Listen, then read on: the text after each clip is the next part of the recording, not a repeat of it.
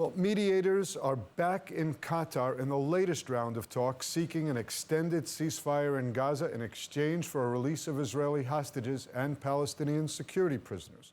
Mossad chief David Barnea is due in Doha tomorrow to join the discussions. More from ILTV's Devo Klein.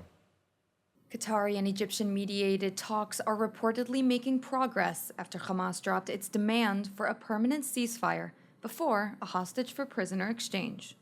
Hamas's new counterproposal would allow the release of some Israeli hostages in exchange for a phased pullback of Israeli troops from parts of the Gaza Strip, as well as prisoner releases. Qatar reportedly applied heavy pressure on Hamas to ease its demands, including vague threats to close down Hamas's political office in Doha. The war cabinet met to deliberate the Hamas offer before and after Shabbat, with the Prime Minister's office saying Hamas is continuing to dig its heels in with ridiculous demands. Publicly, Prime Minister Netanyahu was dismissive of the new proposal, but other Israeli officials have reacted more positively. Netanyahu did agree to send negotiators to Doha to hear details of the plan.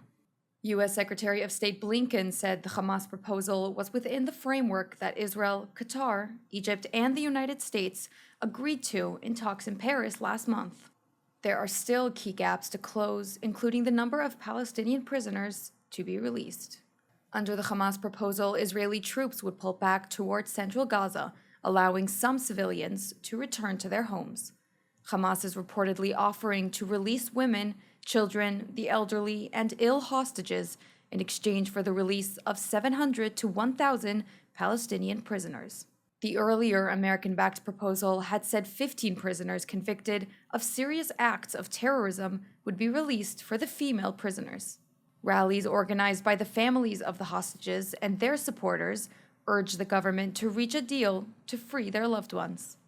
We know that there's a deal on the table. We know that this might be the last chance to bring back more than 70 hostages alive and to bring all the hostages that are already dead and bring them to bury them here in Israel. We know that there's a deal on the table, that Hamas gave an answer. We expect the Israeli government to do what it needs to do and close this deal and bring all the hostages back. That's money time.